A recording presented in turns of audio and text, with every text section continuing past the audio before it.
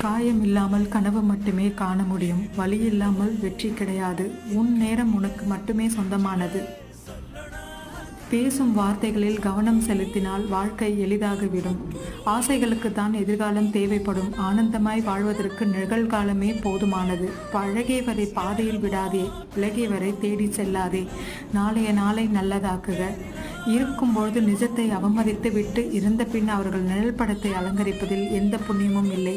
அழகான பெண்தான் வாழ்க்கையை அழகாக்குவாள் என்று நினைக்கும் ஆண் முட்டாள். அழகிருந்தால் போதும், ஆணின் அன்பை பெறலாம் என்று நினைப்பவள் புத்திசாலி.